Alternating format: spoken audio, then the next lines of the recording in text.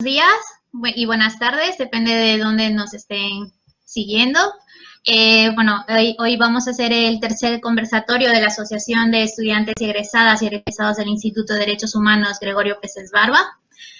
Hoy es una oportunidad es un conversatorio muy especial porque vamos a conversar con Ana Micaela Alterio sobre el libro que recién ha publicado, que es Entre el Neo y el Nuevo Constitucionalismo Latinoamericano, y para eso también vamos a tener las ponencias, las intervenciones de Constanza Núñez y de Jesús Chávez.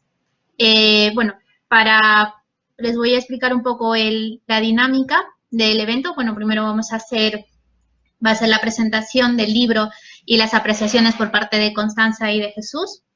Luego pasaremos a Ana Micaela, que le va a dar algunas respuestas, algunos comentarios sobre lo que dijeron nuestros comentaristas.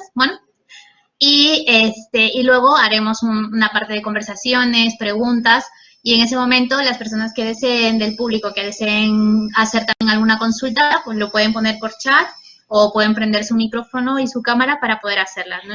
Vamos a tener un espacio especial para eso, y de ahí al final, unas consideraciones y una despedida. Para presentar a nuestros ponentes, primero presentar a Ana Micaela y agradecer que nos pueda dar la oportunidad de hacer esta presentación del libro desde la asociación. Decir de que tanto Ana Micaela como Constanza y Jesús son parte de la asociación de estudiantes, son asociados y son también, en el caso de Ana Micaela, pues es egresada del Instituto de Derechos Humanos Gregorio Peces Barba, y Constanza y Jesús pues son, Jesús ya es egresado, ya tiene el doctorado, y Constanza que está como estudiante de doctorado, ¿no? Para leer un poco la biografía de cada uno, pues Ana Micaela es doctora en estudios avanzados en derechos humanos por la Universidad Carlos III de Madrid. Su tesis, una crítica democrática al neoconstitucionalismo y a sus implicancias políticas e institucionales, obtuvo el premio extraordinario de doctorado. Estudió Derecho en la Universidad Nacional de Cuyo, en Mendoza, Argentina, y en esa provincia fue coordinadora de Derechos Humanos hasta el año 2007, cuando ganó la beca MAECAXI para realizar sus estudios de posgrado en España. En Madrid, además, realizó el Diplomado de Estudios Políticos y Constitucionales y también el Máster en Estudios Avanzados en Derechos Humanos en nuestra Casa de Estudios, el que también finalizó con premio extraordinario. Ha realizado estancias de investigación en el Instituto Max Planck de Derecho Público Comparado y Derecho Internacional en Heidelberg, Alemania, así como en la Universidad de Columbia en Nueva York. Actualmente es candidata al Sistema Nacional de Investigación del CONACYT. Tiene varias publicaciones en revistas, capítulos de libro, coordinado junto con Roberto Niembro Ortega, los libros Constitucionalismo Popular en Latinoamérica, del 2014, y la Suprema Corte y el Matrimonio Igualitario en México en el 2017. Por su parte, Constanza Núñez Donal es abogada de la Universidad de Chile, máster en Estudios Avanzados en Derechos Humanos en nuestra Casa de Estudios del Instituto de Derechos Humanos Gregorio Peces Barba, y actualmente doctorada en el mismo instituto. Académica adscrita al Centro de Derechos Humanos de la Facultad de Derecho de la Universidad de Chile, y tiene varias publicaciones sobre el tema del constitucionalismo cosmopolita. Por su parte, y finalmente tenemos a Jesús Chávez, que es abogado por el Centro Universitario de la Ciénaga de la UDG, maestro en Derecho Constitucional por el Centro Universitario de Ciencias Sociales y Humanidades de la misma universidad, máster y doctor en Estudios Avanzados en Derechos Humanos por el Instituto de Derechos Humanos Gregorio Peces Barba, y ha desarrollado su estancia de investigación en la Universidad de Studi di Napoli Federico II y en el Instituto de Investigaciones Jurídicas de la UNAM. Agradeciendo a las tres, paso la palabra para Constanza o Jesús, quien quiera comenzar con el conversatorio, y iniciamos. Muchas gracias. A ver, me tomé la palabra. No sé si Jesús, ¿quieres tú empezar? Vale. Bueno, primero saludar a todas y a todos y todas, especialmente a Micaela. Es un honor para mí poder presentar su libro, agradecer también a la asociación por la iniciativa de organizar esta actividad. La verdad es que yo participé en la etapa inicial de formación de la asociación y una de las cuestiones que teníamos como objetivo era justamente actividades como esta, donde personas que hubiéramos egresado del instituto conversáramos, nos conociéramos y pudiéramos mostrar y visibilizar un poco el trabajo que hacemos. Así que yo creo que esta actividad cumple plenamente ese objetivo de la asociación. Así que enhorabuena a la asociación por esta actividad.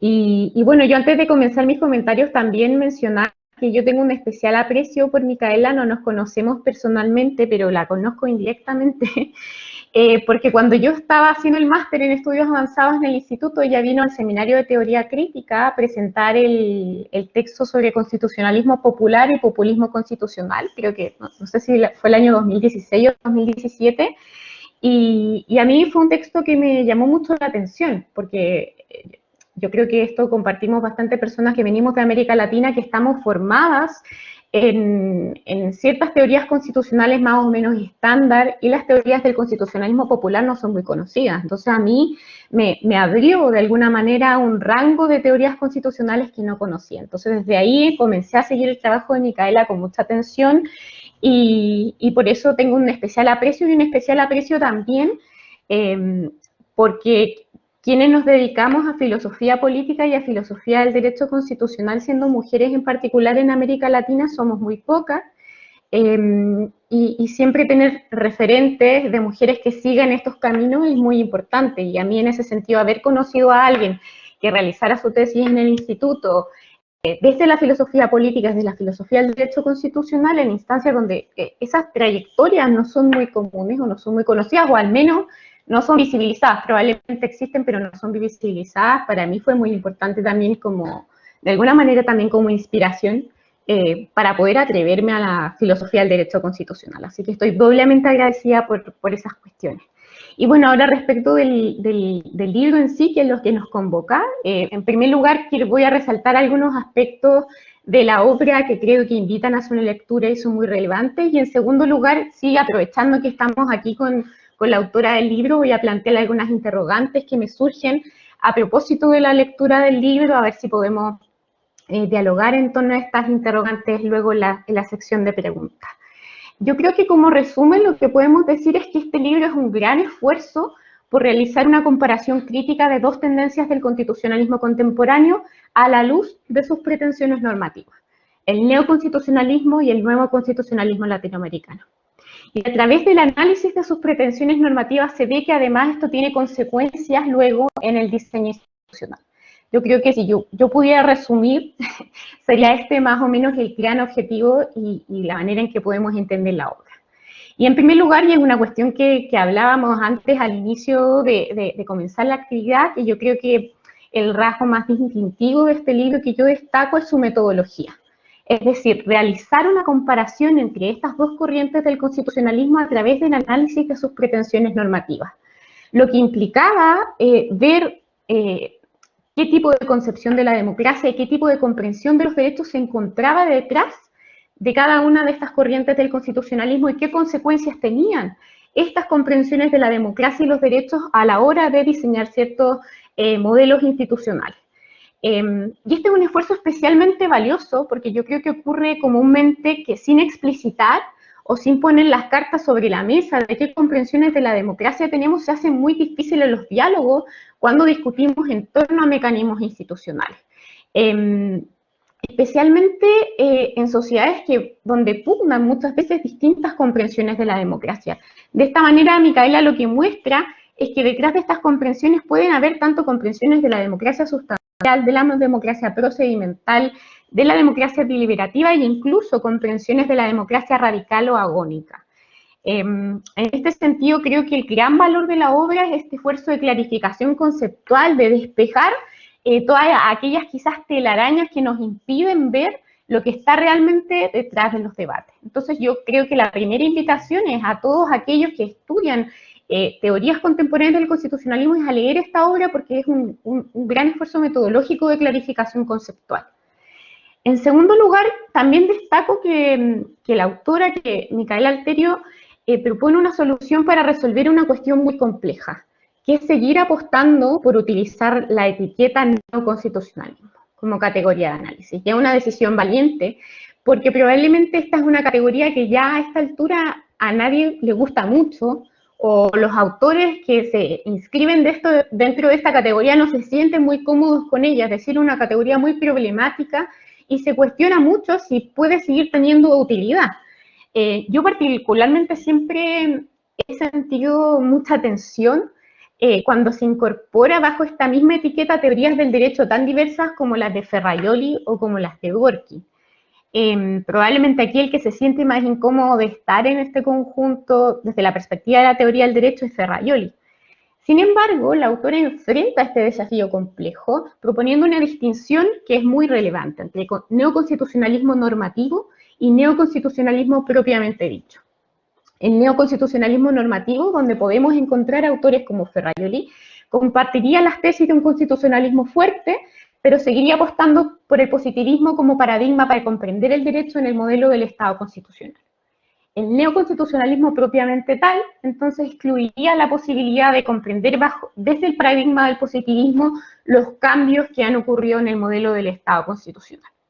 Esta distinción, entonces, me parece particularmente importante dentro de una categoría que es tan compleja de agrupar como es el neoconstitucionalismo. Y nos permite finalmente ver, que creo que yo intuyo que es la apuesta que hace Micaela, es que si sigue teniendo alguna utilidad, esta etiqueta es que tiene que ver sobre todo con las consecuencias que las teorías tienen en los arreglos institucionales, de justicia constitucional y de rigidez constitucional, pero que sí tiene algunas dificultades en el ámbito de la teoría del derecho, desde mi perspectiva. En tercer lugar, destaco especialmente la preocupación que tiene la autora con mostrar pretensiones normativas, pero a la vez evidenciar que cada una de estas teorías surge en contextos históricos determinados. Y estos contextos históricos responden a ciertos males o a ciertos miedos que debemos afrontar como sociedad. El neoconstitucionalismo en relación a lo que ocurrió en la posguerra y el nuevo constitucionalismo latinoamericano como un esfuerzo, desarrolla muy bien esto Micaela en el libro, de incorporar a las mayorías marginadas, excluidas de la democracia, y también ciertos elementos de neoconstitucionalismo vinculados a los temores que surgen como consecuencia de las violaciones de derechos masivas y sistemáticas que ocurrieron en las dictaduras latinoamericanas.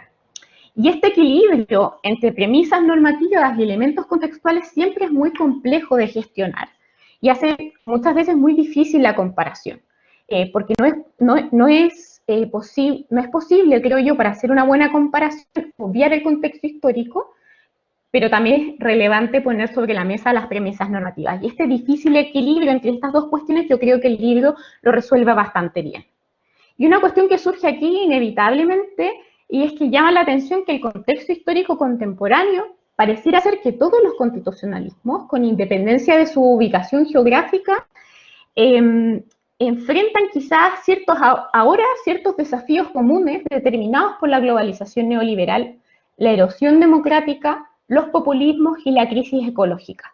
Y sería interesante ver en qué medida estos constitucionalismos, el constitucionalismo latinoamericano o el neoconstitucionalismo, están preparados para enfrentar estas crisis, o si surgirá, en atención justamente a estos nuevos miedos que tenemos, a estos nuevos desafíos, un nuevo constitucionalismo pensado para afrontar estos desafíos estructurales de la sociedad global. Entonces, estos tres elementos que he destacado: la perspectiva metodológica, la perspectiva tratar de resolver las dificultades que tiene utilizar la etiqueta neoconstitucionalismo, y finalmente este adecuado equilibrio entre cuestiones contextuales e históricas, yo creo que hacen de esta obra naturalmente una referencia ineludible para los estudios del constitucionalismo en Iberoamérica. El libro, por supuesto, es altamente pertinente, sobre todo por las cuestiones que voy a plantear ahora al final. Entonces, inevitablemente les invito a todos quienes quieren profundizar desde la perspectiva conceptual los argumentos que están detrás a su lectura. Y ahora sí quisiera plantearle a Micaela algunas preguntas que me surgen a lo largo de la lectura. Y una primera cuestión es que yo creo que no es posible comprender el constitucionalismo contemporáneo, especialmente en América Latina, sin analizar la influencia que tiene el derecho internacional de los derechos humanos y los organismos supranacionales de protección en el constitucionalismo. Tanto las constituciones de posguerra como las constituciones del nuevo constitucionalismo latinoamericano son constituciones abiertas que se abren a los desarrollos del derecho internacional de los derechos humanos, y esta es una cuestión que yo creo que no solo tiene una relevancia descriptiva, sino que también tiene una relevancia en relación a las pretensiones normativas de las teorías, en relación a la comprensión de la democracia y en relación a la comprensión de los derechos. Hay dos elementos en particular que en mi juicio inciden en que este sea un elemento estructural para comprender los constitucionalismos contemporáneos. Y la primera cuestión es, ¿quién cuenta como pueblo? Porque el derecho internacional de los derechos humanos empuja las fronteras del demos y nos obliga a repensar la configuración del demos y quién cuenta como pueblo. Y en segundo lugar, el derecho internacional de los derechos humanos tensiona también de una manera muy profunda la legitimidad, la influencia de esos desarrollos de derecho internacional en el constitucionalismo interno. Entonces me parece interesante analizar si desde las pretensiones normativas de ambas corrientes es posible abordar estas tensiones. Pareciera ser que a priori, creo, y esta es una cuestión que está esbozada en el libro de Micaela, pero quizás no está profundizada, pero sí se esboza, que el neoconstitucionalismo sí tendría una tendencia a expandirse más allá de los márgenes estatales. Ya hemos visto la propuesta de Ferrajoli en su último libro, y favorece la integración internacional, mientras que el nuevo constitucionalismo latinoamericano, yo creo que no tanto por sus pretensiones normativas, sino que por su praxis política, ha tendido a prácticas de cierre con la comunidad internacional, confundiendo, desde mi perspectiva, soberanía popular con soberanía estatal. Es decir, no confundiendo, identificando soberanía popular con soberanía estatal. Entonces, en ese sentido, mi primer comentario apunta quizás a la necesidad de considerar esta dimensión a la hora de evaluar los modelos y compararlos, para determinar también cuál se hace cargo de mejor manera de las tensiones que introduce la dimensión internacional en el constitucionalismo contemporáneo. Y esta probablemente es una cuestión que tiene que ver con obsesiones mías de tesis doctoral, pero me gustaría saber tu opinión, si tan influyente es esta dimensión tanto como para transformar ciertas cuestiones del constitucionalismo contemporáneo. Y la segunda cuestión ya tiene que ver con un contexto más personal y se vincula con el proceso constituyente chileno. Nosotros tenemos la oportunidad histórica de tener una hoja en blanco para redefinir cuál es el mejor modelo de democracia constitucional al que aspiramos. Y yo creo que una de las cuestiones que nos deja claro, Micaela, a lo largo del libro, es que hay distintas alternativas al momento de pensar normativamente un modelo constitucional. Es decir, que nos deja claro que no existe ni una única forma de limitar los poderes, ni una única forma de garantizar los derechos. Y en este contexto yo coincido con la autora en la importancia de abrazar mecanismos vinculados a la democracia deliberativa como premisa para pensar nuestros diseños institucionales. Y aquí cito expresamente a Micaela, porque esta frase yo creo que resume bastante bien esta pretensión de la democracia deliberativa en relación a los mecanismos institucionales. Entendiendo, dice Micaela, que la profundización de la democracia es la vía para la construcción de legitimidad y para hacer realidad el potencial emancipador o transformador de los derechos fundamentales. Aclarando que comparto esto, el problema al que siempre me enfrento respecto de la comprensión de la democracia deliberativa es si en condiciones de extrema desigualdad, como son las que caracterizan a nuestras democracias en Latinoamérica, en Chile en particular, una desigualdad brutal, es posible aplicar estos mecanismos. Jorge Roa hace poco escribía a propósito de las tesis de Waldron las posibilidades de su aplicabilidad en Colombia. Y yo creo que un análisis de ese tipo también tenemos que pensarlo respecto de Chile, si la sociedad chilena es sociedades como las del core of the case, como señala Waldron. Y mucho me temo que no. Entonces, mi pregunta aquí, que quizá obviamente desborda por mucho los márgenes del libro, pero bueno, quería aprovechar la instancia para preguntar, y es como, y es una pregunta que me planteo siempre, y es cómo desarrollamos estrategias para evitar que se reproduzca la desigualdad en las instancias de participación cómo aspiramos a consenso en sociedades fragmentadas, o qué remedios podemos, o si los remedios a estas cuestiones se pueden pensar desde el mismo diseño institucional. El problema que veo yo a ciertas alternativas que enuncia Micaela, por ejemplo, en el libro del constitucionalismo popular, es que lamentablemente no nos ofrece muchas ideas de desarrollo institucionales alternativos, porque se plantea más como crítica a lo existente más que propuestas a futuro.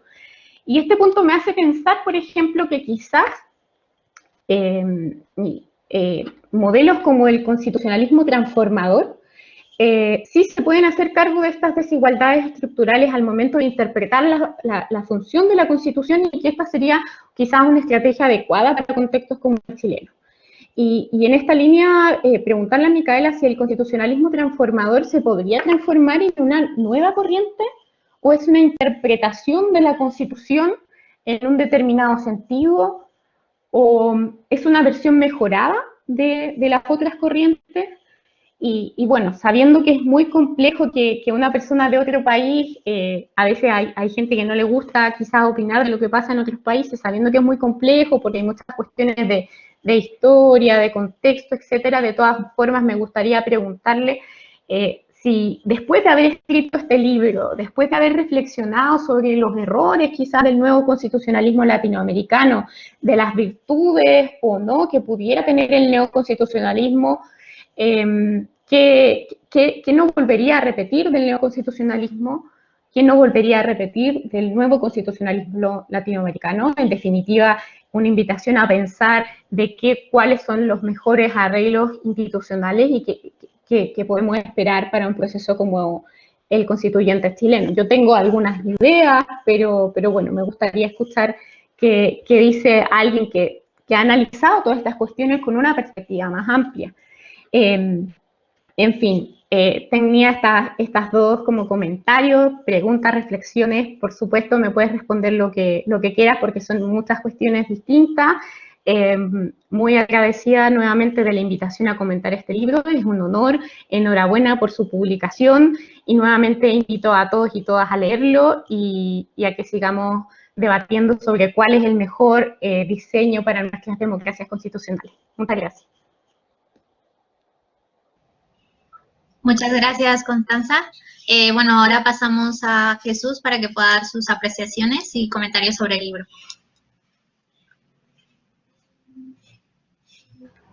Hola, muchísimas gracias, querida Gabriela, por tu brillante presentación y disertación sobre este proceso de moderación. Yo creo que dedicar mis primeras palabras a efecto de agradecer al instituto, ¿no?, a la Asociación de Estudiantes y Egresados del Instituto de Derechos Humanos Gregorio Pérez Barba, por auspiciar este evento que me parece bastante loable, el catalizar y catapultar, ¿no?, todos los esfuerzos académicos de las personas que han ido pasando por aquellas aulas del instituto. Me parece que desde ya celebro que existen este tipo de eventos para fortalecer, ¿no?, y seguir uniendo lazos académicos con las personas que tenemos bastante que aprender, como es el claro ejemplo de Micaela Alterio. Hoy que venimos a debatir, hoy venimos a reflexionar, a pensar, a discutir sobre un libro que desde ya lo agradezco el poder estar acá reflexionando este proceso, porque para mí es un libro de cabecera para toda persona que va a estudiar o que se pretende incrustar en los procesos del constitucionalismo.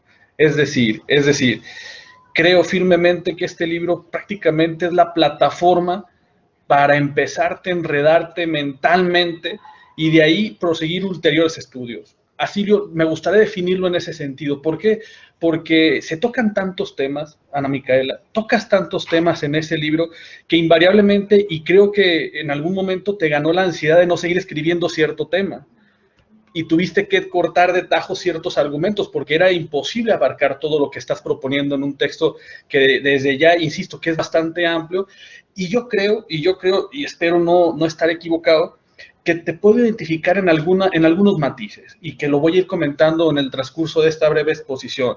También celebro, querida Constanza, el hecho de que poder estar contigo. Siempre he creído que eres una mujer brillante y recuerdo cuando nos tomamos un café por ahí atrás de la biblioteca, con donde siempre estudiábamos, ahora no recuerdo, de la de Ciencias Sociales y Humanidades, y apenas llevamos un primer acercamiento. Me pareció muy padre, pues, tu visión de lo que pretendías y sigues haciendo ahora mismo, estudiando tu doctorado, y creo que el instituto está ganando una brillante académica. En fin, expresarte mi amistad como siempre, querida Constanza.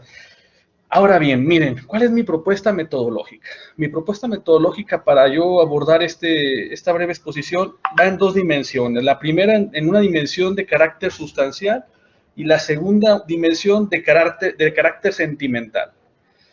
Empecemos con la de carácter sustancial. Miren, esta obra son 187 páginas de un montón de argumentos y dimensiones de trabajo que, insisto, desde ya se vuelven un libro de cabecera. La autora hace un enorme esfuerzo que ahorita, antes de entrar en este conversatorio, nos ha expresado que es un esfuerzo académico de 6 años, de 6 años, porque déjenme decirles, acá se encuentra prácticamente una tercera parte de su tesis doctoral. Es decir, yo, si les hiciera una invitación, es que lean su libro. Evidentemente, este libro es de cabecera. Sin embargo, me parece que la tesis más abundante de Micaela se encuentra prácticamente en el depositorio de la Universidad Carlos III de Madrid. Es decir, invitaría a la asociación de que nos pasaran el link a todas las asociadas y asociados del instituto, porque me parece que es una tesis que yo en lo personal, y lo dije detrás del escenario, yo siempre recomendaba por la virtud que tiene en sus sensaciones metodológicas. Es decir, si algo nos cuesta trabajo a las personas que emprendemos un estudio de doctorado, es tomar decisiones metodológicas. Eso es lo más complicado. Y esta tesis, y también lo deja demostrado y patentado en el libro, es que tiene una virtud de que sabe tomar decisiones metodológicas. Y les invito a que lo lean con esta lente, tanto la tesis doctoral, pero también la obra. Es decir, la obra hay que leerla con la lente externa de una persona que quiere aprender metodología, y también de una persona que quiere aprender teoría del derecho, filosofía política, filosofía del derecho. Es decir, se encuentran tantas dimensiones de aprendizaje en la obra de Micaela. Eso se los dejo como un matiz excepcional, porque me parece que es una de las grandes virtudes de Ana Micaela Alterio. Y bajo este cobijo de argumentativo, me parece que estamos con una autora sumamente completa, porque no es que desconozca ciertos argumentos. Al contrario, tiene la virtud de cerrarlos, de cerrar en un momento determinado para no andar en ciertas cuestiones o debates, pero tiene esas virtudes metodológicas que nos permite decir, pues pudo haber dicho algo más, pero lo cerró perfectamente. Es decir, te genera, te provoca para seguir estudiando. En fin, eso es como unos primeros argumentos. ¿Qué hace la autora? Mire, la autora en este libro que ahora nos convoca, plantea la comparación de aspectos de índole normativos, teóricos e institucionales en torno a dos corrientes. Una que pareciera que está más consolidada, no lo sé, siempre es un debate saber si el neoconstitucionalismo algún día se consolidará, y otra que se encuentra posiblemente en periodo de construcción, es decir, el nuevo constitucionalismo latinoamericano. Y desde ya auguro lo complejo, como ya lo comentó Constanza, lo complejo que es hacer una comparación entre dos corrientes tan distantes, sobre todo en sus construcciones. Si desde ya el propio neoconstitucionalismo te genera bastantes interrogantes en torno a saber, primero saber qué es el neoconstitucionalismo y después saber quiénes son las seguidores y seguidores, ¿verdad? Uno se deja llevar siempre por la escuela de Génova, pero resulta que no son neoconstitucionalistas, sino críticos del propio neoconstitucionalismo. Es decir, hay una serie de ansiedades incluso de las personas que utilizan la etiqueta neoconstitucionalista. Y también esa misma ansiedad, desde mi punto de vista, está propiciando el nuevo constitucionalismo latinoamericano. Es decir, ahora mismo ya todas y todos queremos decir que somos del nuevo constitucionalismo latinoamericano cuando las filas son poco homogéneas. Entonces, insisto, y esta parte celebro bastante de Micaela, porque ha sabido hacer la confrontación, tal como, insisto, como lo dijo Constanza, de dos cosas que ni siquiera tienen homogeneidad. Y pareciera, tras el discurso del libro de Micaela, que tienen homogeneidad. Es decir, esa es la ricura metodológica que ha propuesto la doctora Micaela. Y ¿Y por qué les cuento esto? ¿Por qué les cuento esto? Porque aquí yo he logrado, o al menos ya me comentará la doctora, y ya se lo puse por un mensajito, creo que identifico a la doctora Micaela que desde bebé, tiene una vena democrática sumamente importante. Es decir, creo que en Ana Micaela encontramos una fiel defensora de la democracia. Habrá que preguntarle ahora mismo qué puentes democráticos podríamos tejer e ir construyendo que comulguen con el constitucionalismo, si eso fuera posible. Claro está, porque el constitucionalismo siempre se nos dijo a rajatabla y demás, que el constitucionalismo como ideología, pues si citamos, por ejemplo, Mauricio Fioravanti, ¿qué nos diría Mauricio Fioravanti? Pues el constitucionalismo no es otra cosa más que el conjunto de doctrinas que tienen el propósito de limitar el poder y garantizar una esfera de derechos humanos. Posiblemente es una dimensión desde la filosofía política, pero siempre se nos ha dicho mucho esa dimensión del trabajo del constitucionalismo. ¿Eso qué implica? Pues que posiblemente si quieres agregar algunos criterios democráticos, seguramente este objeto y fin del propio constitucionalismo, que es precisamente la limitación del poder a efecto de garantizar una serie de derechos humanos, puede saltar por los aires. Tan es así que es una de las fuentes de inspiración de Ana Micaela Alterio. Es decir, yo creo que Ana Micaela Alterio, una de sus grandes preocupaciones en su vida académica, y no lo digo solamente de este libro, lo digo desde su tesis doctoral, lo digo de una serie de estudios académicos que he tenido la oportunidad de leer y que les invitaría a que googlearan a la autora que estamos ahora mismo reflexionando, para que vean que es uno de sus grandes intereses académicos tiene que ver con la objeción democrática. Con la objeción democrática, que puede darse, desde mi punto de vista, y tal como lo plantea también la doctora, desde dos sedes, ¿no? Desde la sede de la rigidez constitucional y desde la sede del control de constitucionalidad. Les platico un poco sobre este proceso porque a partir de lo que pueda conversar, a mí me gustaría que la doctora nos diera una explicación más profunda, no solamente de lo que dice su libro, sino de su propuesta, es decir, a futuro. Yo no sé si ya está pensando en la segunda, tercera, cuarta, quinta versión de este libro, que yo me imagino que sí, porque prácticamente nos deja con el anhelo de saber cómo resolvemos este acertijo. ¿Cómo lo resolvemos? Porque está tan bien teorizado, está tan bien retratado, es una radiografía perfecta de la tensión de la objeción, que me parece desde mi punto de vista y que seguramente la doctora ya lo está trabajando o lo trabajará y esperemos que un día ella pueda encontrar ese gran acertijo de ir mitigando esta tensión democrática.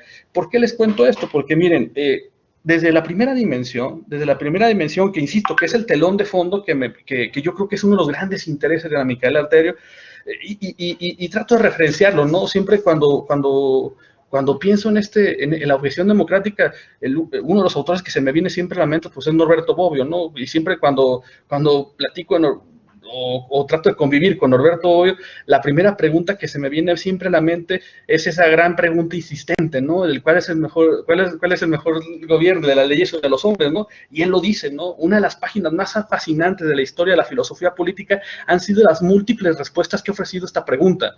Pues precisamente creo que esta pregunta es el telón de fondo de una de las preocupaciones, ojo, una de las preocupaciones de una dimensión de Ana Micaela Alterio, porque hay una dimensión de teoría del derecho y de filosofía del derecho. Me parece que todas van concatenadas y que lo ha sabido hacer muy bien, pero que me parece que la de la filosofía política y qué teoría de la democracia es donde creo que Ana Micaela Alterio se siente, no digo más cómoda, pero que creo que es donde posiblemente existen los mejores argumentos para el futuro. Eso es desde mi punto de vista, incluso para un futuro práctico, ¿no? Para un futuro práctico para la consolidación de poderes constituyentes democráticos. Es decir, platicarle a las personas que van a estar en un proceso de tal envergadura para la creación de una constitución, crearle las herramientas teóricas y filosóficas para que pudieran debatir en ese escenario. Yo creo que ahí sería una de las grandes virtudes que podrían ofrecernos una autora como Ana Micaela.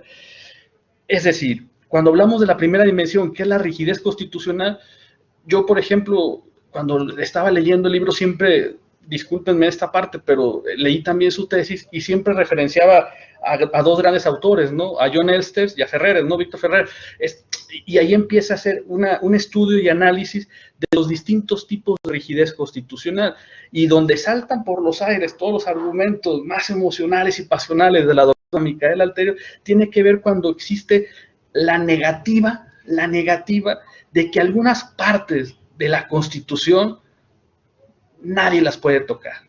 Es decir, llámese cláusula de intangibilidad, llámese el muro fronterizo, llámese el esfera de lo indecidible, con todos los matices que conlleva, porque hay distinciones entre estas tres posturas teóricas de Norberto Bobbio, Garzón Valdés o de Ferrajoli, pero a partir de este momento existe toda una serie de posturas posiblemente neoconstitucionalistas, aunque me pone un poco nervioso siempre de estar diciendo neoconstitucionalismo, pero bueno, existe una razón y porqué de que cierta parte de la Constitución nadie la puede tocar, ni siquiera el poder del pueblo, ojo, y ni siquiera el poder absoluto del pueblo.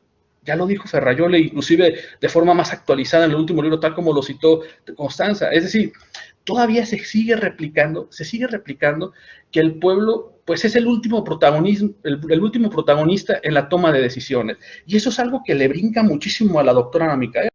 Eso es algo que realmente hasta se molesta, porque hay argumentos que los van enarbolando a efectos de ir contraatacando esta situación. Y creo que es algo de lo que a mí me emociona bastante, porque posiblemente yo encontré un cobijo argumentativo a la hora también de llevar a cabo mi tesis doctoral en esta parte de Ana Micaela. Es decir, yo, por ejemplo, yo también soy una persona que cree en el debate que entre Thomas Paine, Edmund Burke y el de Jefferson y Madison. Es decir, yo creo que vencieron tanto Thomas Paine como Jefferson. Es decir, creo más en esa parte, ¿no? Yo creo que toda generación en cualquier momento tiene el derecho a decidir el contenido de la Constitución. Habrá que delimitar posiblemente cuánto tiempo debe de medirse una generación, pero el debate sería más en ese sentido, no que no se pueda debatir el contenido de la Constitución. Mejor debatamos en qué momento podemos estar decidiendo lo que viene en la Constitución. Eso implica muchísimas cosas, pero bueno, en esa parte creo que concuerdo bastante con la autora. Y sobre todo, saber que, tal como dice el doctor Bayón, no se trata solamente de si el pasado debe condicionar al presente y el futuro, sino el cómo lo ha condicionado. Es decir, está el cerrojo totalmente cerrado. Yo siempre he pensado, y eso también en la tesis de la doctora, que apoyada de varios autores, se dice que tenemos que tener válvulas de escapes cuando existe en la tensión de la Constitución versus democracia. Es decir, yo al menos hago ahí se me ocurrió una cosa rara, pero bueno, yo le digo, bueno, queremos tener cerrojos constitucionales, hay que tenerlo, pero no ocultemos la llave del cerrojo. Hay que dejar la llave en algún lado, si quieren un poco escondida para que cueste trabajo encontrarla, pero hay que dejarla, ¿no? Hay que dejarla. Creo que el debate intergeneracional de los derechos debe de tomarse en esa medida. No resulta que una generación lúcida y súper sabia pues decidió que en 100 años no se reforme una parte de la Constitución. Eso me parece sumamente egoísta en términos, y más cuando hablamos de derechos humanos. Perdóname, me emociona bastante el tema. En todo caso, y aquí viene una parte que yo le conozco a Constanza y sabía que sus intereses van también de la teoría del derecho, ella es experta también en esos procesos, y yo me quise detener más en la filosofía política, que también sabe bastante cosas, pero lo que les quería decir, pareciera entonces que las cláusulas de intangibilidad en temas de derechos humanos es que pareciera que existe una sola respuesta correcta en el derecho, lo que sabemos perfectamente que eso es mentira. No existe una sola respuesta en el derecho. Y yo siempre, cuando salen a temas este tipo de contradicciones, yo siempre cuestiono, por ejemplo, el tema de los pueblos y comunidades indígenas. El pueblo y las comunidades indígenas. Preguntemos en los pueblos y comunidades indígenas si existe una sola respuesta en el derecho. Hay comunidades indígenas en México y en Latinoamérica donde todavía se dan temas que posiblemente saltarían por los aires desde una teoría occidentalista de los derechos, que es precisamente matrimonios forzosos, el fuete. Es decir, existe toda una serie de visiones de lo que significa el derecho, de lo bueno y lo malo, de lo que pueden ser los derechos, que existen contradicciones y múltiples respuestas correctas. Por lo tanto, insisto, pues es sumamente egoísta que cierta parte del contenido constitucional se mantenga intangible, ¿no? Como si existiera una sola respuesta correcta en el derecho. Existe un montón de argumentos que defienden esa postura, ¿no? Pues la abstracción, en sede de judicatura que la Constitución se vaya manteniendo viva en el tiempo. Vamos, que existe un montón de argumentos que puedan defender lo contrario. Es más, yo estoy casi seguro que defender hoy día canales o puentes democráticos es lo más complicado. Es más, defender este tipo de tesis, encuentras 13 argumentos contra 200. Y eso pasa inclusive cuando las personas estamos buscando bibliografía académica sobre este proceso. Es más sencillo atacar a quienes pensamos que las generaciones tenemos el derecho de decidir el contenido constitucional, a quienes defienden lo contrario. Es más fácil escudarse en el coto vedado porque las mayorías pueden ser pasionales y pueden ser cegadas o fruto de populismos y demás, incluso desde el aspecto de la ignorancia, que es algo que también le molesta bastante a la doctora Ana Micaela, que siempre se diga que como el pueblo es ignorante, pues tenemos que ayudarlo, no, pobrecito pueblo, ¿no? Hay que ayudarle, hay que tener personas sabias que siempre decidan por él. Y eso es justamente lo que no debe suceder, o al menos desde ese punto de vista creo que no está sucediendo. ¿Y esto qué nos lleva? Pues invariablemente a la tiranía de los muertos contra los vivos. La tiranía de los muertos contra los vivos. ¿Y esto qué sucede? Pues nos vamos a la segunda dimensión, que es la objeción contramayoritaria, es decir, la que se da en sede de la judicatura. Perdónme, pero me estoy extendiendo bastante. Y ahí yo creo que la doctora se apoya bastante, o al menos lo utiliza, porque creo que es una fuente obligada a Kelsen, ¿no? Kelsen siempre dijo y lo sostuvo de forma brillante, y bueno, hay una tesis de Alfonso García Figueroa que siempre decía, ¿no? Si vemos nosotros más allá del derecho es porque estamos en los hombros de un gigante como Kelsen, ¿no? A lo Bernante de Chartres. Es decir, gracias a Kelsen, y siempre en este tono, ¿no? Gracias a Kelsen, gracias a ese ensayo de la garantía jurisdiccional de la Constitución, nos ha permitido ver un poco más el derecho y ver un poco los inconvenientes que se están postrando ahora mismo en las teorías neoconstitucionalistas, es decir, constituciones plagadas de axiología, de fraseología, tal como lo advirtió el propio Kelsen, lo cual que ha desembocado, pues que los jueces tengan un poder sumamente insoportable. Es en el mejor de los casos. Ya si nos ponemos un poco creativos y vemos que los jueces y las jueces de la máxima jerarquía no tienen ni siquiera independencia judicial, como es el caso mexicano, pues veremos que el verdadero poder lo ostenta el presidencialismo. Pero bueno, será otro tema. Pero lo que les quiero decir es que esta objeción contramayoritaria es otro de los temas centrales que le apasiona a la doctora Micaela y que lo va matizando en la obra que les he comentado. En fin, una vez que analiza la autora estas dos dimensiones de trabajo, ahí me parece que empieza a hacer como una especie de análisis a lo que está haciendo el nuevo constitucionalismo latinoamericano. Es decir, tengo mi preocupación, mi molestia en términos democráticos, y ahora sí, reviso qué está sucediendo con las constituciones latinoamericanas. Y aquí yo expreso cuatro momentos que me parece que podríamos hacer como un análisis, un checklist de cada una de las constituciones que en su momento se conocen como nuevo constitucionalismo latinoamericano, independientemente del debate, ¿no? Pero la mayoría, al menos, accede a que pues tenemos 3 constituciones de análisis: Ecuador, Venezuela y Bolivia, ¿no? Pero, por ejemplo, 4 momentos. El primero tiene que ver con el momento necesidad constituyente. Es decir, Bruce Ackerman, y después retomó la idea de Viciano Pasto, nomás que le puso necesidad constituyente, te habla de cuándo es el momento en que se hace necesario hacer una constitución o una reforma constitucional, es decir, distinguir entre momentos constituyentes y momentos de legislación ordinaria. Y aquí me parece que las constituciones del nuevo constitucionalismo latinoamericano que la comunidad académica señala como que son estas 3, de Ecuador, Bolivia y Venezuela, se puede identificar momentos constituyentes. ¿Y esto por qué se los cuento? Porque me parece que es una de las señas de identidad del propio nuevo constitucionalismo americano.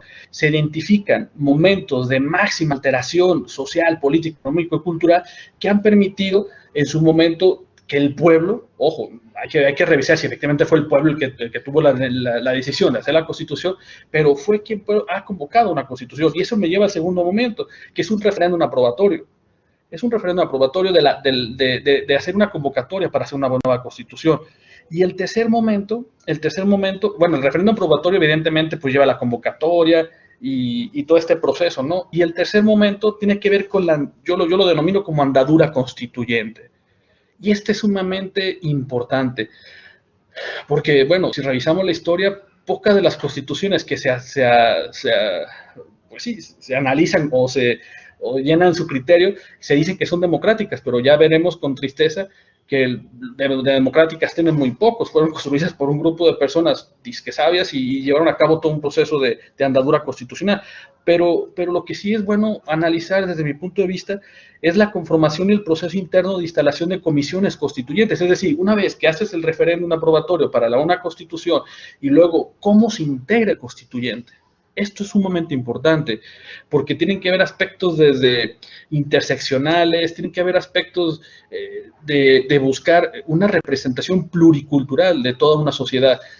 No solamente creo que es el cobijo solamente de la persona sabia, de la persona académica, que tiene muchísimo que argumentar, pero me parece que la andadura constituyente tiene que estar más diversificada. Y el cuarto momento tiene que ver con el resultado constitucional, es decir, el análisis del área de derechos y el análisis de los diseños institucionales. Y es aquí donde yo creo que la doctora aporta bastante, porque ella, al hacer el análisis tanto del área de los derechos, que eso lo compacta con la teoría del derecho, pero también cuando lleva a cabo el análisis de los diseños institucionales, se ve algo distinto a lo que se estaba acostumbrado en las constituciones de posguerra. Es decir, las nuevas constituciones latinoamericanas apostan más por un demos, por la ampliación del demos, y no la restricción del demos, que estábamos acostumbrados con constituciones de cuño europeo. Es decir, me parece que desde este punto de vista, las constituciones del nuevo constitucionalismo latinoamericano superan ese concepto de constitución limitadora, es decir, del poder constituido, y avanza en la definición de una fórmula más democrática, donde el poder constituyente expresa su voluntad y por lo tanto existe también notas en común con varias doctrinas, desde un constitucionalismo popular o un constitucionalismo democrático. Es decir, existen bastantes temas que la doctora ha abordado en este libro y quisiera dejar al último algunos pincelazos de reflexión con la doctora, porque es donde yo creo que ella aportará en el futuro. Es decir, ya dejó la radiografía del problema, nos ha dicho lo que sucede en sede democrática en las constituciones, pero creo que la doctora Micaela Alterio tiene bastante que decir en el futuro. ¿Y qué me gustaría que nos comentara en este momento, doctora? Tres cosas. La primera, y no sé si es posible responder, porque va a ser muy complejo, pero vamos a intentarlo, doctora. A ver, le preguntaría a usted, ¿qué tipo de sala de máquinas usted considera que deben de tener las constituciones? Y sala de máquinas, usted perfectamente conoce a Roberto Gargarella, ha publicado bastante con él también, y esa será la pregunta. ¿Qué sala de máquinas propone la doctora Ana Micaela Alterio en una constitución? Y eso lo digo una constitución en abstracto, porque seguramente la constitución chilena necesita una sala de máquinas distinta a la constitución mexicana o a la constitución española. Yo no sé, posiblemente dejar algunos aristas o vértices que nos pueda usted como manifestar como inquietud, ¿no? Mira, Jesús he pensado, mira, Constanza he pensado, mira, en auditorio he pensado que posiblemente este tipo de sala de máquinas, que estamos a modo de prueba, porque incluso usted lo manifiesta en la obra, ¿no? Este tipo de diseños institucionales que hablan de cuarto, quinto poderes, poder de pueblo, es decir, están a periodo de prueba y que seguramente no sean tan exitosos en este momento, ¿no? Lo que estamos acostumbrados es la tripartición clásica del poder, pero ahora mismo estamos pensando en otro tipo de diseño. Eso pensando que usted lo quiera así. Si no lo quiere, si a usted le parece correcto, que no lo creo, que exista esta tripartición clásica en la sala de máquinas o la creación de puentes democráticos distintos o la comunión entre poderes de una forma que en verdad exista los pesos y contrapesos reales, pero sobre todo colocando el pueblo en el centro de las decisiones, que es donde yo creo que a usted le interesaría bastante, que él tuviera una mayor participación del pueblo en la toma de decisiones complicadas. Es decir, creo que por ahí van sus intereses académicos. Y la otra pregunta, y esta vas a decir, oye Jesús, pero no que eras muy democrático, pues seguramente me eché para atrás un poco en un momento de mi vida, pero sigo siendo democrático, doctora, con resquicios, pero sigo siéndolo. Doctora, el pueblo puede decidir en derechos. El pueblo está preparado para decidir en derechos, y pareciera que yo estoy afirmando que el pueblo es ignorante, ¿eh? Y como el pueblo es ignorante, tenemos que tener un grupo de personas sabias para que decida por él. Pero la pregunta es así muy sencilla. ¿El pueblo está preparado para decidir en derechos? Y me refiero en derechos cuando a veces posiblemente está los pueblos desarrollados de una forma, desde un punto siempre, desde la visión individualista y no desde principios básicos como podría ser el de la solidaridad. Yo qué sé, ¿no? Siempre pensando que el pueblo va a decidir en solidaridad. Creo que no es así todavía. Y eso lo comento porque me parece que el derecho a la participación, a la Jeremy Waldron, pues es el derecho a los derechos, y eso yo creo que tenemos que ir trabajando en ese proceso, en ese tema. Y la tercera y última reflexión, doctora, y perdón que me extendí bastante, ¿quién puede ostentar la última palabra en el Estado constitucional? Si no estamos de acuerdo que va a ser el Tribunal Constitucional, que a mí me molesta que además sean 11 ministros y al final y al cabo se decide por democracia, es decir, 6, o sea, se pelean por la democracia y luego al final deciden democráticamente todo, es decir, ¿cuál es el mejor escenario para ostentar la última palabra? Ojo, la última palabra, más no la última interpretación, porque en todo caso la última interpretación me parece que puede ser de forma más deliberativa o buscar los canales democráticos, pero al fin y al cabo alguien tiene que tener la última palabra, no, pero no la última interpretación. Entonces, posiblemente en esta doble dimensión, en la última interpretación es donde podríamos colocar los canales democráticos. Ese es mi punto de vista. Ahora bien, yo al principio les dije que mi abordaje metodológico eran 2 dimensiones. Las dimensiones sustanciales, aparentemente ya las dije, perdón lo atropellado de la conversación, pero es que me encantaría decir tantas cosas, pero no lo puedo decir por los tiempos, pero está padrísimo. En las dimensiones sentimentales, me percaté al momento de ver el cartel, me percaté de algo muy sentimental. Por acá se encuentra Anzoátegui Roy. Es decir, Constanza Núñez, su director de tesis es Anzoátegui, el de su servidor fue Anzoátegui, y a mí me quedó grabado algo que en su momento en la defensa de tesis doctoral, que para la doctora Ana Micaela Alterio, una de las clases de Anzoátegui Roy fue crucial para la toma de decisiones de su vida académica. Es decir, gracias a cuando Anzoátegui de forma brillante explica la tensión democrática que se vive en el seno de las constituciones del Estado constitucional, a partir de ahí creo que Ana Micaela Alterio se emocionó tanto que abrazó ese proceso académico que en fin, parece que Anzoátegui está aquí con nosotros, ¿no? Y por otro lado, sí quiero manifestar que tuve el honor de estar en la defensa de la tesis de Micaela Alterio, ¿no?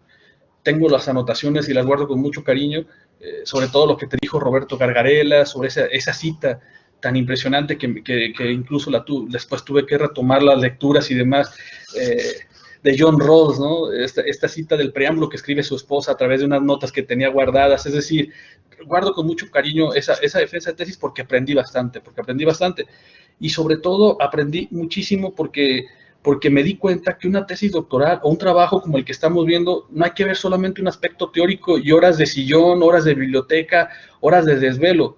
Yo creo que este tipo de trabajos académicos también que tenemos que ver el lado humano y personal de las personas. Es decir, no quiero entrar en varios temas sentimentales, pero sí, nunca olvidemos que detrás de Ana Micaela Alterio existen varias personas importantes en su vida, de las cuales seguramente pues tuvo que frenar un poco el acercamiento personal para concluir sus metas y sueños.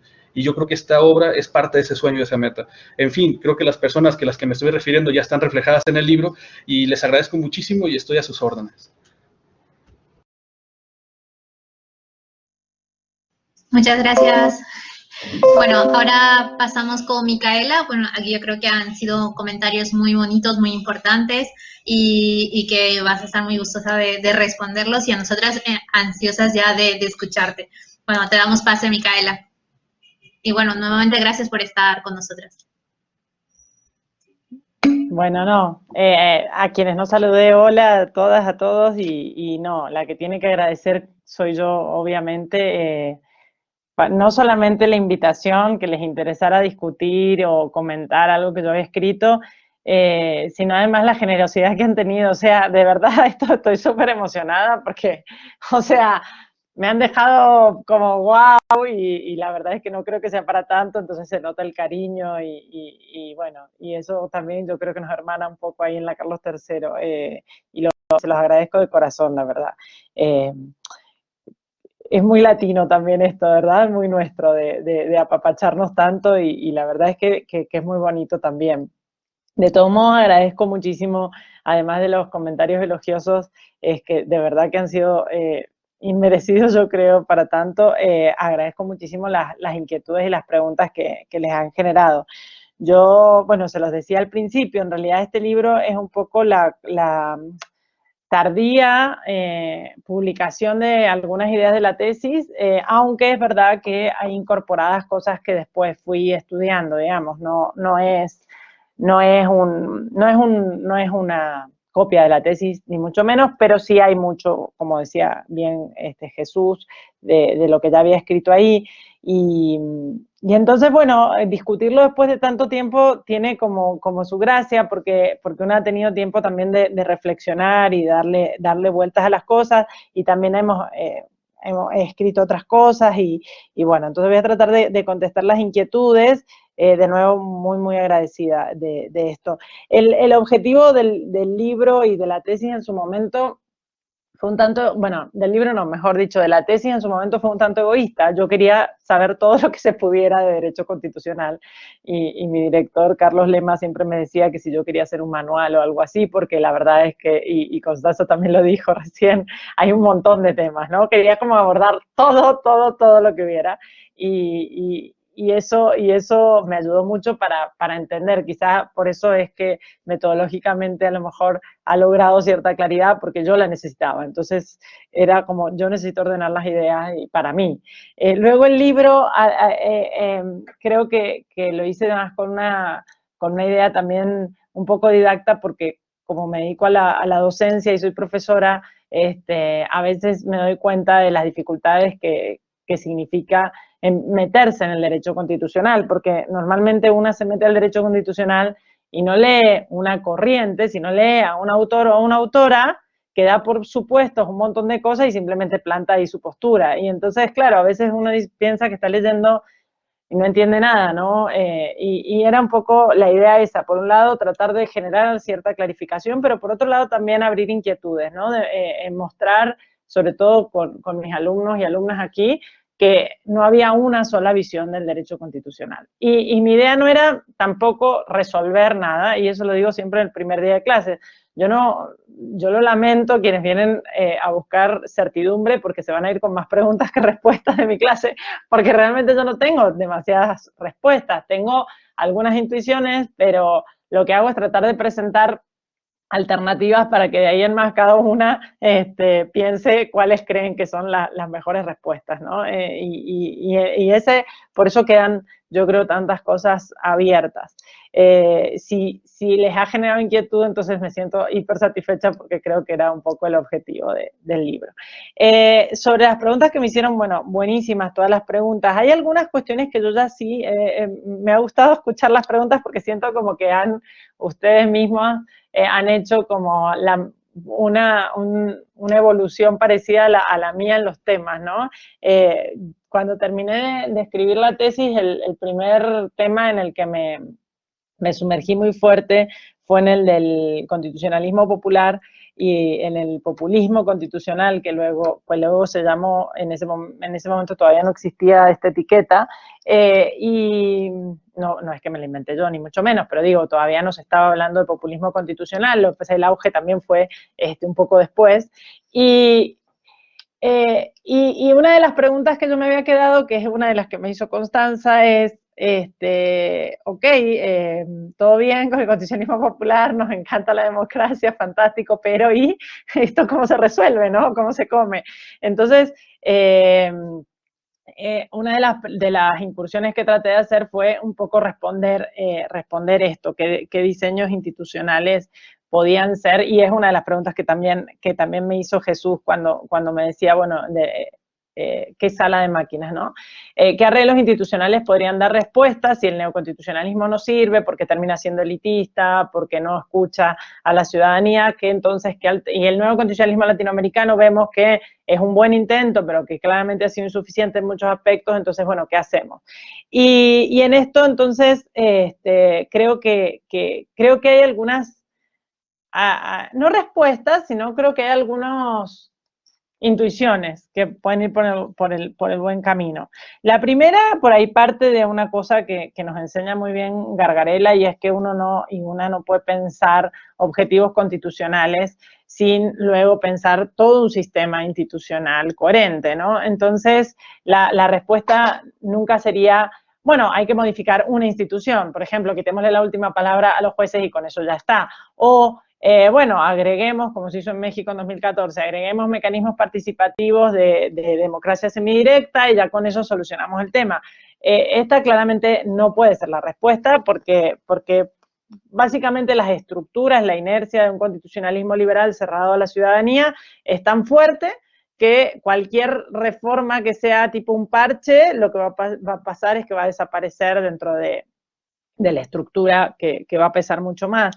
Entonces, una primera intuición sería que hay que pensar arreglos institucionales coherentes, integrales, no, digamos, no instituciones aisladas. Esto, claro, lo que decía Constanza recién también es verdad. Chile parece que está en ese momento, ¿no? Chile está como, ahora yo puedo hacer todo desde cero y puedo generar eso. Y yo creo que gracias a eso es que hay tanta expectativa sobre Chile, porque como la hubo, y creo que con muchísima razón, con los procesos de Venezuela, de Ecuador y de Bolivia, cuando fueron los procesos de Venezuela, Ecuador y Bolivia, con sus diferencias abismales que hay entre ellas, por supuesto, ellos anunciaron que iban a pasar a un constitucionalismo posliberal. Y eso, en teoría del derecho constitucional, ya de por sí era toda una revelación, porque parecía que si el constitucionalismo no era liberal, entonces no era constitucionalismo.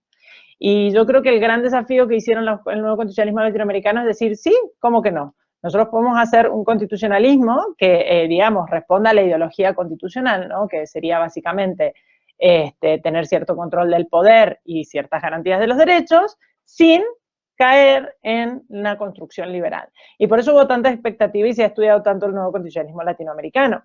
Claro, ha pasado poco, digamos que tenemos un nuevo constitucionalismo latinoamericano entrando a la mayoría de edad recién, ¿no? La constitución de Venezuela del 99 tiene 20 años, bueno, con todas las modificaciones ya ahora que ni siquiera, ¿no? Pero ni siquiera cumplió 20 años. La de Bolivia mucho menos, que es del 2009, o sea que tiene 11, 12 años, y Ecuador del 2008, o sea lo mismo.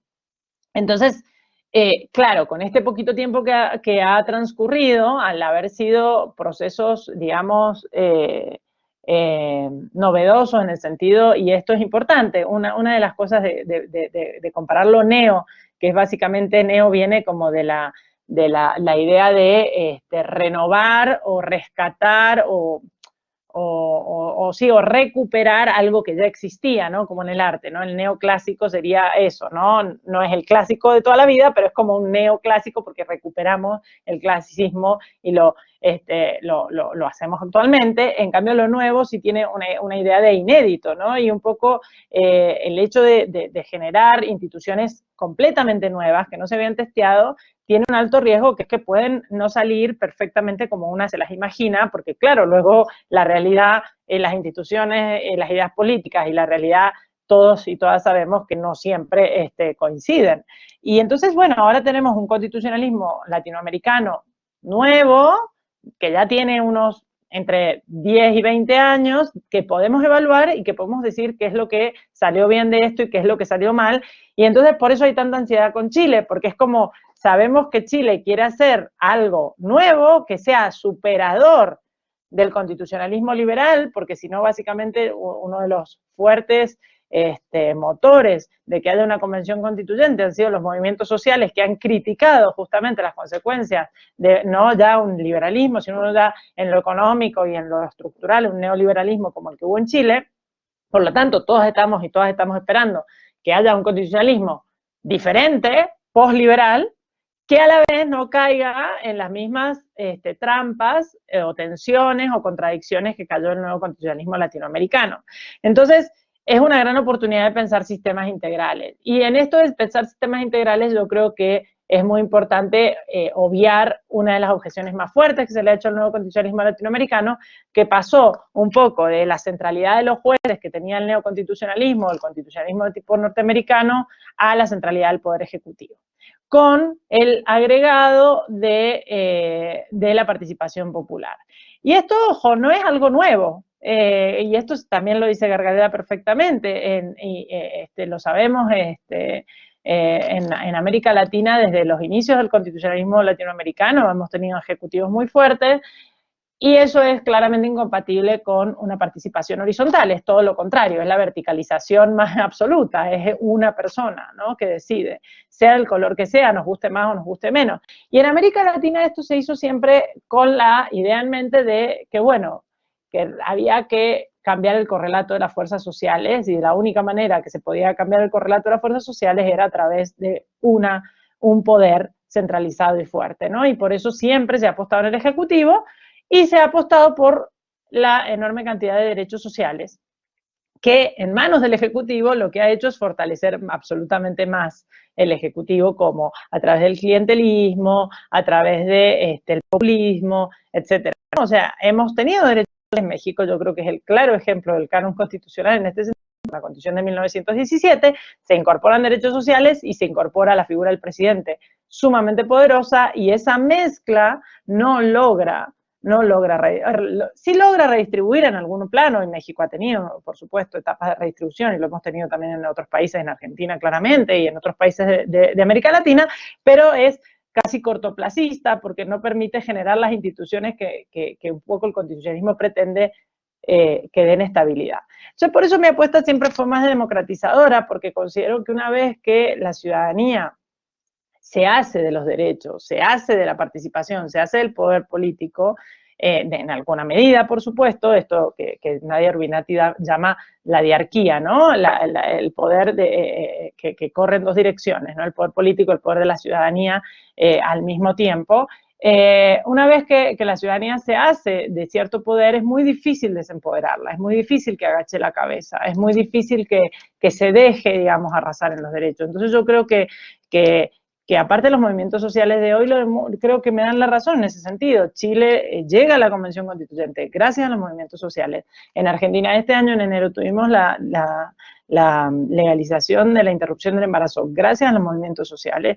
Y no estoy hablando de que los movimientos sociales chilenos o argentinos, por dar un ejemplo concreto, sean más cultos, más cultivados, menos ignorantes que otros pueblos. No tiene que ver con eso. No necesitamos que la ciudadanía o los movimientos sociales sean eruditos en derecho constitucional, ni en interpretación constitucional, ni que tengan mucha idea de argumentación jurídica. Lo que necesitamos en los movimientos sociales es que nos empujen a unas interpretaciones de los derechos, del contenido de los derechos, de qué significan, de qué alcances tienen los derechos, que luego, por supuesto, y para eso existen los representantes y la clase política, luego se canalicen y se interpreten de una manera técnica si es necesario. El problema es creer que porque la gente no es apta en un momento determinado para definirnos como nos definiría una académica los derechos, entonces ya no pueden hablar sobre los derechos, ¿no? Yo creo que hay una diferencia enorme. ¿Y cuáles serían, digamos, los mecanismos? Por supuesto, siempre hablamos de mecanismos de participación, pero en esto, justamente en el artículo que escribí para Global Constitutionalism sobre constitucionalismo populista y demás, yo ahí tomo una distinción de una profesora que se llama Claudia Sila sobre mecanismos de participación, y no es lo mismo una participación de tipo expresiva o plebiscitaria, ¿no? Que sirve, que si, por ejemplo, sería cuando vamos a la calle y nos manifestamos y gritamos o pintamos paredes, o la legitimadora, que es cada vez que el presidente o la presidenta decide hacernos una consulta sobre un tema que a ella o a él le interesan, en los términos que a ella o a él le interesan, y a nosotros solamente nos preguntan sí o no, y básicamente la participación sirve para legitimar una decisión que no tomó la ciudadanía, sino que viene de arriba para abajo. Hay otro tipo de mecanismos de participación que sí son mucho más robustos en términos democráticos. Digamos, no toda participación tiene la misma calidad democrática, ¿no? Entonces apostaríamos por sistemas de participación que son más deliberativos, pero claro, a todos nos gusta deliberar mucho, pero nos gusta deliberar para decidir. O sea, si a mí me van a decir, sí, te escucho media hora, pero después decido yo, tampoco es que me convenza demasiado. Entonces, no solamente deliberar, sino también mecanismos de participación en la toma de decisiones y mecanismos de participación, sobre todo y por último, en el control al poder. Yo creo que una vez que las instituciones reafirman este tipo de mecanismos de participación en lugar de los simplemente expresivos o plebiscitarios, se puede reforzar esta participación y esta palabra tan polémica, pero este empoderamiento de la ciudadanía. ¿De qué ciudadanía? ¿De qué pueblo? Bueno, pues eso tampoco es algo único, por supuesto. El pueblo es diverso, los movimientos sociales son diversos. Si queremos escuchar una conversación desde los movimientos sociales, vamos a tener que aceptar que nosotras las feministas tengamos necesariamente que compartir el espacio con los movimientos conservadores por la familia tradicional, heterosexual y católica. Pero bueno, eso es lo que nos hace pueblo, digamos. Yo no puedo arrogarme la exclusividad de la voz si la quiero abrir a todos los movimientos sociales. Y lo que justamente se pugna es un sentido del derecho. Yo en esto confío en que las sociedades van evolucionando y van, digamos, siendo mucho más garantistas en términos de derechos. Por supuesto que hay backlash, por supuesto que hay retrocesos, pero bueno, son parte, digamos, de la disputa constitucional. Prefiero eso y no el paternalismo, y hay ya pruebas sociológicas de sobra, que cuando son los jueces y juezas las que deciden o tienen la última palabra sobre temas controvertidos, los retrocesos sociales son muchísimo más profundos, ¿sí? La aceptación, por ejemplo, de derechos como el matrimonio igualitario, ahora justo acabo de dirigir una tesis sobre esto, pero que está genial porque me traía todos los datos actualizados. Por ejemplo, en los estados o países donde se ha legalizado a través de la judicatura, la homofobia ha subido enormemente en la sociedad y ha generado una resistencia tremenda. En cambio, en los lugares donde se ha legalizado a través de las legislaturas, se ha aceptado socialmente, digamos, ¿no? Entonces, yo creo que hay muchas cosas ahí para pensar. ¿Esto quiere decir entonces que los jueces y juezas no tengan absolutamente ningún papel que jugar? No, para nada. O sea, necesitamos la judicatura, es uno de los poderes importantes en el Estado, necesitamos este poder, ¿no? Independiente que adjudique ante controversias entre particulares o entre particulares y el Estado, etcétera. Pero este poder tiene que tener un papel, digamos, de igual en el diálogo constitucional. ¿Sí? No puede ser un superpoder que le explique al Ejecutivo y al Legislativo qué es lo que está bien y qué es lo que está mal y que, por supuesto, a la ciudadanía directamente nos dé clase, sino necesitamos un poder judicial que, por supuesto, presente su interpretación de la Constitución. Obviamente va a tener en ese sentido la última palabra en la adjudicación, porque claramente un caso judicial tiene que llegar a sentencia y a cosa juzgada, pues si no serían eternos los casos y nadie nunca tendría ninguna resolución, y ya de por sí la justicia es lenta. Obviamente va a tener la última palabra en la resolución del fallo, o sea, del caso concreto, pero no va a tener la última palabra de ninguna manera en lo que es la doctrina constitucional, en lo que es la interpretación de los preceptos constitucionales que se ponen en juego. Y ahí entonces esto va un poco de la mano de todas estas construcciones que se han hecho desde el constitucionalismo dialógico, que pueden ser más o menos populares, por supuesto. Yo creo que tiene que ser un constitucionalismo dialógico con un fuerte componente popular. Ahí Constanza me decía, bueno, pero ¿qué pueblo, no? Hay un pueblo más grande, es un pueblo latinoamericano, ¿cuál es el papel del derecho internacional de los derechos humanos? Justo entré en una discusión específicamente sobre esto y tengo un artículo publicado sobre judicialización de la política en diálogo con uno de los, con una propuesta que hay en América Latina que se llama Ius Constitucionale Comune Latinoamericano y que pretende justamente hablar, como digamos, de una comunidad jurídica regional con unos puntos comunes. Mi crítica a este proyecto siempre fue desde el punto de vista democrático también. O sea, yo creo que acá hay, digamos, dos vías. Yo creo que es muy valioso y es muy bueno que haya un sistema interamericano de control, digamos, de respeto de los derechos humanos. Creo que ha sido, aparte, en la historia de América Latina, fundamental. Hoy la CID se acaba de ir de Colombia también en una visita para ver cuáles han sido las violaciones, pero en Argentina fue determinante la visita de la Comisión Interamericana para salir de la dictadura y que si se saliera a la luz, por ejemplo, los que habían campos de concentración ilegales y demás. Entonces, yo creo que es muy valioso que esté la Corte, pero en la misma lógica, en una Corte Interamericana dialógica, que no crea, y yo creo que acá lo que tiene el ICAL es que claramente se alinea con las tesis del neoconstitucionalismo, que no crea que desde la Corte Interamericana se va a definir de una vez y para siempre el alcance de los derechos. Creo que eso es peligroso en términos democráticos y creo que también puede generar, como ha generado en América Latina en los últimos tiempos, que muchos estados o se salgan de de la convención, o bien que manden cartas básicamente pidiéndole a la Corte y a la Comisión que, digamos, le bajen 2 rayitas, ¿no? Y yo creo que es interesante este diálogo, ¿no? Porque no, de nuevo, yo creo que la Corte Interamericana ha sido fundamental y es fundamental, pero para que mantenga la legitimidad y evite la resistencia, porque es una Corte que no tiene mecanismos coercitivos para hacer valer sus sentencias, lo único que tiene es la legitimidad en la que se sostiene. Digamos que ya muchos autores y autoras han llamado la atención sobre este punto. Para mantener la legitimidad tiene que incorporarse en un diálogo más global. Y acá justo me dio risa porque me dice Constanza, bueno, ¿cuáles son las fronteras del pueblo? Acabo de escribir un artículo que salió publicado el mes pasado, justamente criticando, o bueno, dialogando con el artículo de Roberto Gargarella sobre el caso Hellman, que plantea justamente el problema de la definición del demos, sobre todo en un caso que era claramente interamericano y que resolvió la Corte Interamericana y que Gargarella critica porque según él, digamos, tiene problemas democráticos. Yo creo que Gargarella tiene mucha razón y yo cada vez que lo leo aprendo y me ilumino, pero ahí me hacía ruido justo esta pregunta de Constanza, bueno, pero ¿cómo definimos acá el demos? Porque hay algo que va mucho más allá. Y creo que es un tema apasionante, yo me fasciné estudiando esto para el artículo. No sé si lo alcancé a resolver, traté, digamos, de proponer una solución, y de nuevo en clave procedimental y democrática, ¿no? Un poco tomando la teoría de Eli sobre el papel procedimental de los jueces constitucionales, trasladando esto a la idea de la Corte Interamericana, ¿no?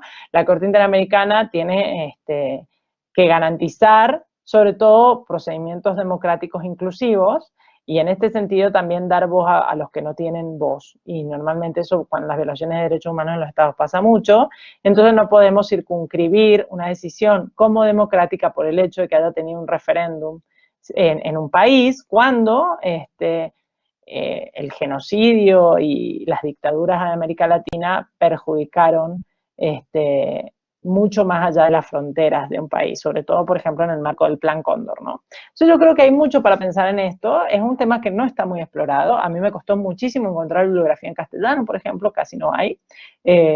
José Luis Martí tiene algo escrito, Gargarella lo pasa medio de largo, no hay demasiada bibliografía en español, y creo que es un temazo. Entonces me dio gusto la pregunta porque creo que vamos como haciéndonos como las mismas preguntas en el camino. Entonces, otra pregunta que me hacían era, bueno, ¿cómo hacemos para no replicar las condiciones de desigualdad social en los mecanismos de participación? Hagamos cuenta que sí, que generamos un sistema participativo. ¿Cómo? Es verdad, o sea, es uno de los grandes problemas. Normalmente los mecanismos participativos terminan reflejando las desigualdades sociales. Quienes acaparan los mecanismos participativos son los que tienen más poder social, por decirlo así, los que más educación tienen, los que más dinero tienen porque tienen más tiempo para dedicarle a los mecanismos de participación, etcétera. Bueno, hay muchos experimentos que se han hecho, digamos, muy exitosos sobre esto, ¿no? En alguna medida, y está muy ligado a lo que decía recién de la construcción del demos, a veces cuando hay grupos sociales muy en situaciones de marginalidad o muy segregados en la discusión democrática, un mecanismo participativo que funciona es un mecanismo obligatorio, por ejemplo. Yo siempre pongo como ejemplo en esto la consulta indígena cuando es con consentimiento, ¿no? Como lo exige la declaración y no el convenio 169, ¿sí? Que es con consentimiento, no es simplemente, les pregunto a ver qué opinan y me da igual porque yo finalmente voy a tomar la decisión, sino, bueno, les pregunto, y no solo les pregunto, sino que la decisión que tome la comunidad indígena es como un poder de veto sobre la decisión del Estado Nacional. Estos mecanismos, que son obligatorios, como digo, sí garantizan que, a pesar de las asimetrías, ciertos grupos puedan participar, ¿no? Creo que la consulta indígena es clara. Si la consulta indígena se aplicara como la Corte Interamericana misma ha dicho que se debería aplicar, estaríamos en otro estadio, no solo en México, sino en varios países de América Latina, ¿no? Este es uno. Pero hay otro tipo de mecanismos también de participación obligatoria. Por ejemplo, ahora, y esto en Chile me parece súper interesante, y perdón si ya estoy hablando demasiado, usted me calla, la moderadora ahí, por favor me hace callar si ya veo que se está yendo mucha gente y por ahí era el tiempo, ya se acabó. Pero justamente en Chile, por ejemplo, esto de generar un cerrojo obligatorio para la paridad de género con cuotas para, para algunas comunidades y pueblos indígenas, es otra vez un mecanismo de participación que es compulsivo, o sea, no se está dejando a las fuerzas de la sociedad que quien quiera participe en la convención, total ya abrimos a los independientes. No, no, no. Además de eso, y todo bien, buenísimo que hayan independientes, pero también va a tener que haber por lo menos el 50% de mujeres, por lo menos va a tener que haber participación de los pueblos y comunidades indígenas, por lo menos va a tener que haber, no, estos mecanismos que son forzosos, por decirlo así, lo que hacen es tratar de sortear las inercias propias de los sistemas que no son participativos y que siempre favorecen, por supuesto, a los más poderosos. Entonces yo creo que hay mucho por hacer, y evidentemente quien configura las leyes, entonces la participación en el Congreso, como uno de los mecanismos de acceso al poder político por antonomasia, por supuesto, estábamos hablando también recién de otro tipo de mecanismos participativos que no necesariamente son en el poder del Estado, sino también sociales, pero estos mecanismos de participación ya van a determinar un tipo de derecho distinto, ¿no? Una de las grandes críticas del feminismo y del constitucionalismo feminista es que el constitucionalismo siempre ha sido patriarcal, siempre ha sido masculino y ha generado unas estructuras sociales en las que las mujeres nos hemos incorporado hace menos de 100 años y con las que tenemos que lidiar a pesar de que están todo, digamos, desde el punto de vista masculino. Y al final nosotras entramos o por un proceso de asimilación o nos asimilamos a los hombres para poder tener los mismos derechos o, digamos, como la otra, ¿no? Bueno, los otros, los rezagados, son las mujeres. Y que el hecho de, por ejemplo, generar un mecanismo de participación compulsivo, como es la paridad de género, con todos los matices que eso también tiene, ya da un puntapié inicial, o sea, la Constitución chilena ya va a tener un punto de legitimidad que ninguna Constitución del mundo tiene, que es, por ejemplo, la paridad de género. Y eso puede generar, seguramente, estructuras no solo constitucionales, sino sociales, diferentes, no patriarcales. Por ejemplo, el hecho de que se incluya como parte del derecho público, de la discusión pública, las tareas de cuidado, por ejemplo, o el trabajo doméstico, ¿sí? Es revolucionario en términos constitucionales, ¿sí? Y eso no había ocurrido, no porque los problemas no estuvieran ahí, sino porque básicamente las mujeres no teníamos acceso a poder definir qué era lo que era importante para el derecho público, ¿no? Entonces, hay muchas formas, yo creo, por supuesto vamos a estar todas muy atentas a lo que pasa en Chile para aprender. No creo que nadie tenga la solución, aparte hay gente de grandes constitucionalistas en la convención, yo creo que pueden salir cosas muy interesantes. Entonces yo, bueno, creo que más o menos contesté a las preguntas. Faltaría, porque finalmente lo del pueblo, si está preparado, creo que ya lo contesté, y lo de la última palabra un poco también ya lo contesté, que me decía Jesús. Lo último que me faltaría es si el constitucionalismo transformador me parece una estrategia adecuada. La verdad es que el constitucionalismo transformador tiene, ¿cómo decirlo?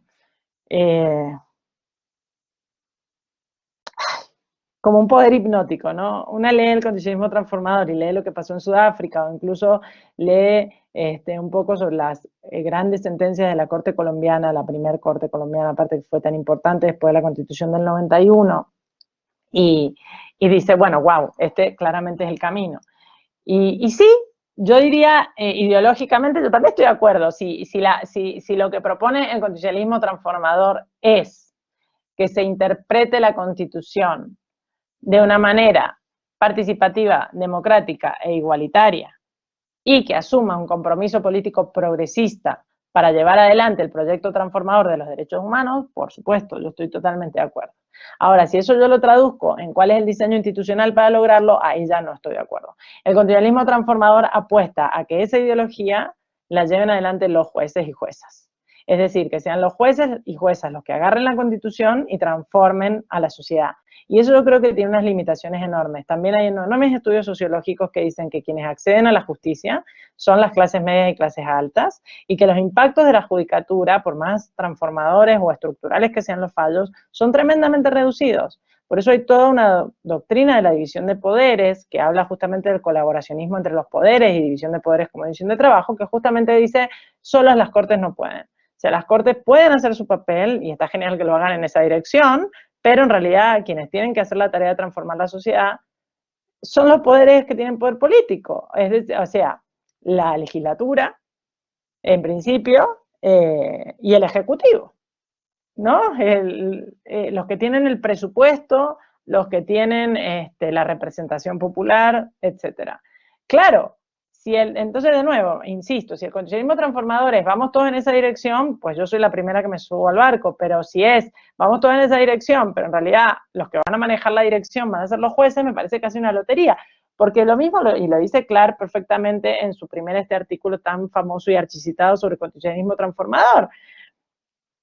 Esto funciona en la medida coyuntural de que los jueces decidan que esto funciona, o sea, que ellos vayan en esa dirección, pero en el momento en que los jueces no salen conservadores, no hay nada institucionalmente que me garantice que el proyecto transformador constitucional se va a llevar a cabo. Entonces yo no confío en esas soluciones. Me parece hermoso el constitucionalismo transformador cuando muestra las sentencias estructurales de Colombia o de Argentina o incluso de Sudáfrica como experiencias dialógicas. Creo que es una buena teoría para pensar el Poder Judicial desde la teoría dialógica, pero no para pensar el constitucionalismo. Creo que entonces, una vez que democratizamos el Poder Judicial, luego el Poder Judicial entonces tiene que entrar en el diálogo más importante o más grande, que es el diálogo con la sociedad y con el resto del poder político. Entonces, en ese sentido yo te diría, soy la primera que va a aplaudir cuando un juez o una jueza haga una sentencia transformadora, por supuesto, pero no creo que tengamos que confiar en eso para salvarnos, digamos, ¿no? Creo que el cambio viene desde abajo, digamos. Entonces, bueno, no sé si he podido realmente contestar todo lo que hay muchísimas cosas interesantes y, bueno, me encantaría seguir, aparte, no solamente, la verdad es que de verdad se los agradezco de corazón, no solamente con ustedes que me han comentado, sino con cualquier persona que le interesen estos temas. Yo podría hablar todo el día, pero bueno, voy a tomar el orden porque si no se van a ir todos y todas y ya es mejor que cierre o si hay alguna pregunta, no sé cómo. Muchas gracias. Gracias, Ana Micaela, está muy interesante lo que dices. Bueno, yo desde mi parte, pues también pensando en lo del constitucionalismo, lo que hablabas dentro de Chile, de los movimientos sociales de Chile, pues muchos adolescentes y jóvenes y no están siendo considerados en este nuevo cambio constituyente. Entonces, bueno, por ahí como que estaba pensando lo de tu intervención. Pero bueno, tenemos una pregunta aquí en el chat, igual si alguien puede levantar la mano y no sé si Jesús o Connie también si quiere hacer algún comentario, pues empezamos el conversatorio. Tengo aquí una pregunta de Jaime que habla sobre si discrepas con la opinión de Gargarella sobre la sentencia Germán versus Uruguay.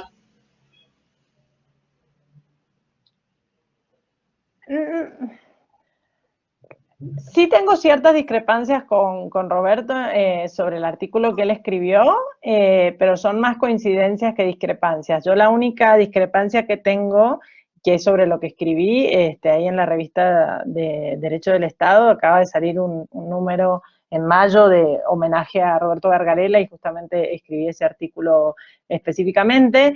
Mi única discrepancia sería sobre un principio democrático que Gargarella comparte, que es el principio de inclusión. Él lo define, y es habermasiano en realidad al principio, no es que sea de Gargarella, él lo define como que tienen que participar en la toma de decisiones todas las personas posiblemente afectadas por la decisión, y creo que en la resolución del caso Hellman, a través del referéndum, ese principio no se cumple. Entonces, creo que cuando él hace la gradación democrática de distintas decisiones con respecto a los delitos de lesa humanidad en distintos países y dice que el referéndum que, digamos, que aprueba o que le da validez a la ley de caducidad uruguaya es democrática, yo considero que él tendría que también hacer una gradación y decir que no es tan democrática, que si bien cumple quizá con el hecho de que haya sido deliberada dentro del país y que haya sido tomada en democracia, hay ciertos puntos que tienen que ver con la constitución del demo, justamente justo la pregunta que hacía recién Constanza, que son problemáticos para decir que su teoría de la democracia se cumplió a cabalidad. Y yo creo que aparte en este caso era muy fácil de ver porque porque las personas involucradas incluso ni siquiera eran uruguayas, o sea, eran argentinas, ¿no? O sea, esto es por decir lo obvio, pero además porque el delito de apropiación de personas y desaparición de personas se hace inserta en el Plan Cóndor, que era un plan que involucraba a muchos países de la región, y que además esas dictaduras no tuvieron efectos negativos únicamente para la población uruguaya, sino que bueno, que si uno realmente se toma en serio la idea de que son delitos de jus cogens, en realidad son ofensivas para la humanidad toda. Entonces, ¿hasta qué punto realmente tiene legitimidad un demos tan restringido como es la ciudadanía uruguaya para definir que estos delitos quedarán en la impunidad?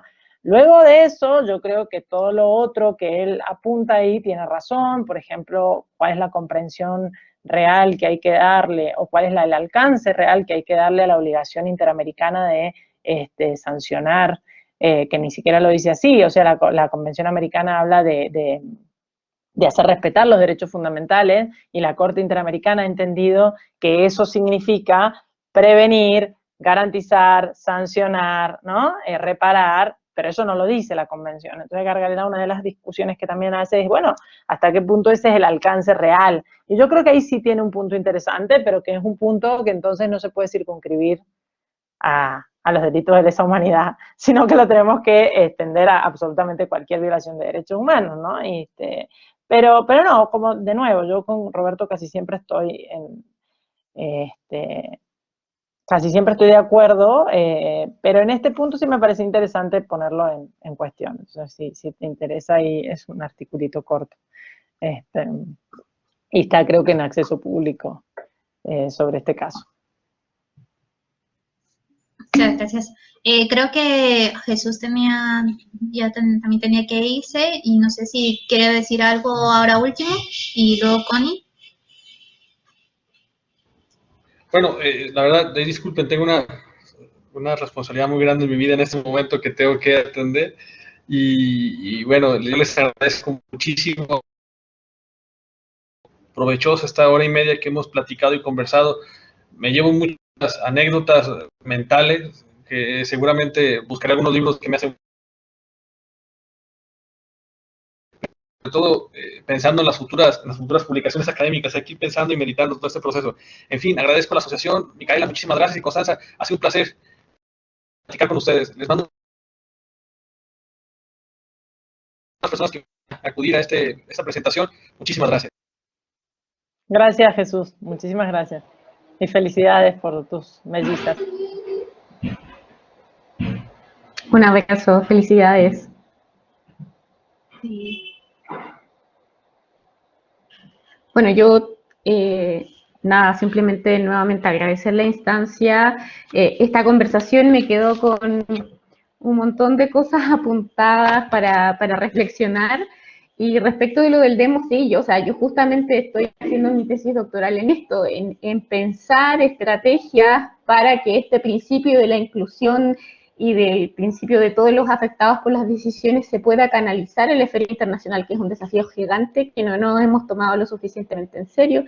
Y justamente intento desde algunas teorías de la democracia deliberativa, un libro, por ejemplo, de James Bowman, que trata de repensar el demos y lo transforma en los múltiples demos. Es decir,